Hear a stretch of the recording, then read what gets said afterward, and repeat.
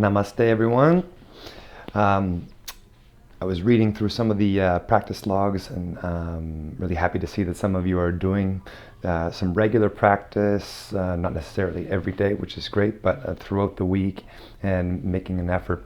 One thing I noticed is that, and I'm feeling it too, is that a lot of people, because they're stuck inside, are feeling a little bit cooped up and sluggish, just not feeling themselves. And when we're stuck inside and confined so much, it can weigh down on us a little bit. So I wanted to offer something that I do myself, and helps me get energized. Sometimes I do it after a yoga session when I'm feeling very, very relaxed. When I go to a studio and do an hour-long class with a really good shavasana at the end, I'm feeling very relaxed.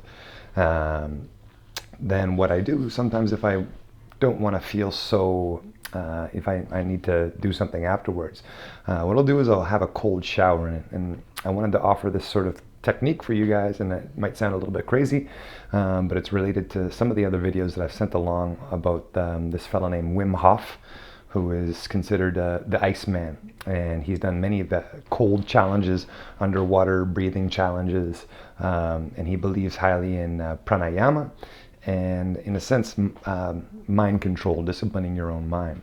So here's what I want you to try. If you're feeling a little bit sluggish and you need to kickstart your heart a little bit, but also make yourself feel really good. The video is titled "Get High on Your Own Supply," because you're going to get high on your own hormone supply, your own oxygen supply, your own body. So here's what I do. So I can hear myself a little bit better. Either after a yoga session, or alternatively, simply after 5 or so minutes of steady, slow breathing, where you're relaxing and calming your mind, basic meditation, and specifically focusing on extending your exhale longer than your inhale. So a little bit like this.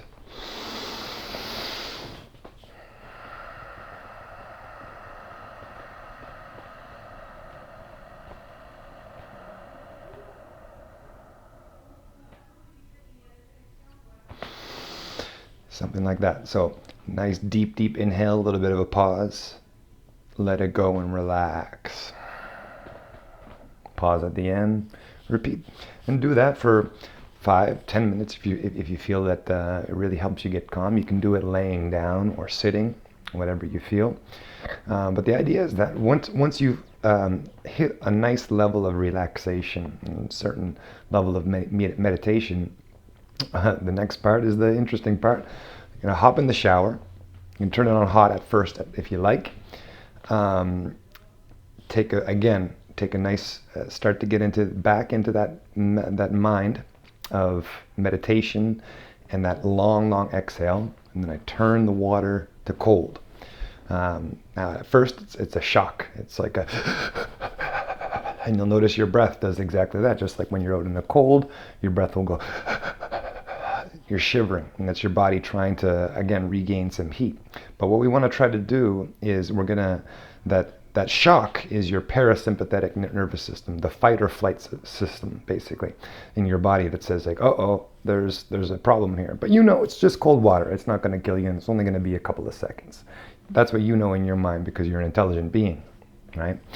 So once the water hits, you need to focus back into the breath and really focus. Try to shut off all the sensations in your body and focus your mind intensely on your breath and the heat of your breath. Shutting off, and you'll notice right away you won't be concentrated on any psychological issues or anything that's been going on in your head.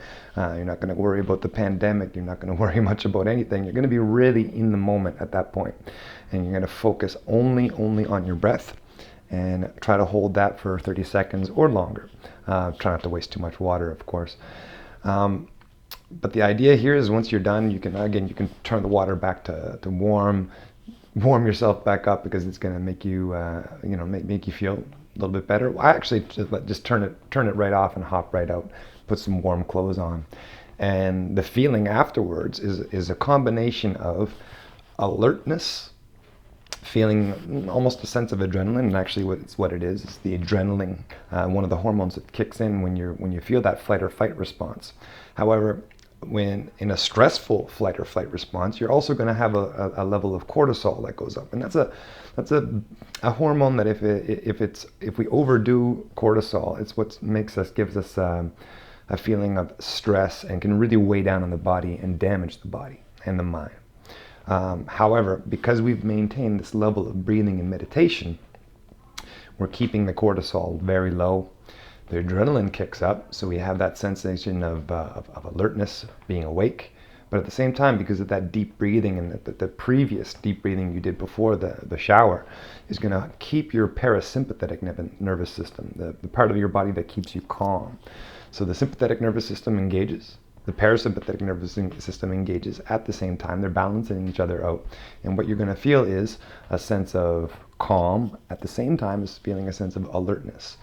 In a sense, you're going to feel high. But again, this is perfectly safe. It doesn't involve any kind of pharmaceutical drugs or illicit drugs, of course. This is simply your body feeling good. So I propose give it a try. So one of the assignments I'd like you to try, okay, and I know this is not for everybody, so I'll give another option. But basically, I want you to write about your experience. Give it a try. Try the cold shower, try the breathing techniques beforehand. See what happens. First couple of times you do this, you might not be able to get into that meditative state. You'll just be shivering. I've had this happen, especially if I followed it for a while. Don't do it for a while. Get back into it, and I'll really feel a difficulty. But after a second or third time, it becomes a lot easier, and you'll be able to tap right into it and just be like,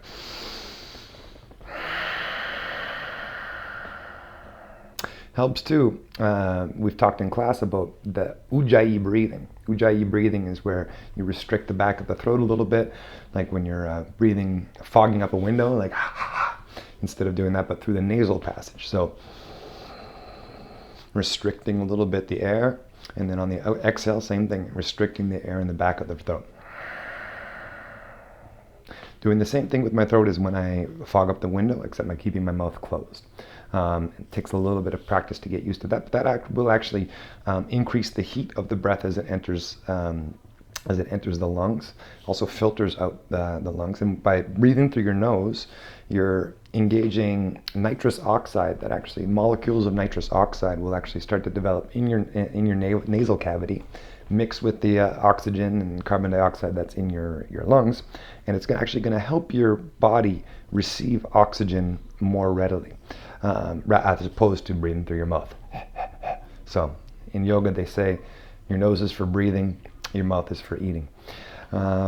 So give that a try. And one of the options again is I'd like to write in detail, write a descriptive account of what you went through. How did you prep yourself for it? Did you do a yoga session first? Did you just simply do a meditation? Did you do a guided meditation? Again, Wim Hof, he advocates breath holding exercises to go along with these things, which I sent out last week, and I encourage you to give it a try. I also do the same thing because it has a similar effect. The breath holding has a similar effect as taking the cold shower, and they can kind of work hand in hand to make your body feel refreshed and actually cleanse the body, purify the body at a cellular level, allowing oxygen to cycle into the cells and spreading oxygen throughout the body. Whereas again, the reason we're feeling sluggish these days is because we're not moving our bodies maybe as much as we're used to. We're not outside as much getting fresh air and these types of things, having intense conversations, maybe face to face with your friends. All of a sudden these types of things don't engage. So that probably is where a lot of this sluggishness is coming from.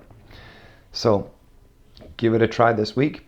The other option is, if you're not into trying the cold showers, I want you to give a detailed account of either one of your favorite sequences in terms of vinyasa practice, or possibly one of your favorite meditation, one of your favorite teachers or speakers, lecturers, whatever it may be. I want you guys to recommend, and I'll give some more instructions in the written instructions, but recommend a video or teacher or someone that you find very valuable. Different teachers appeal to different types of students in a sense. Some of you might like a more intense type of approach. Some of you may want a much more relaxed approach. All right, so I'm interested to see what are your thoughts, either on this experience of the cold shower, or on the in the sense of recommending teachers, recommending even routines.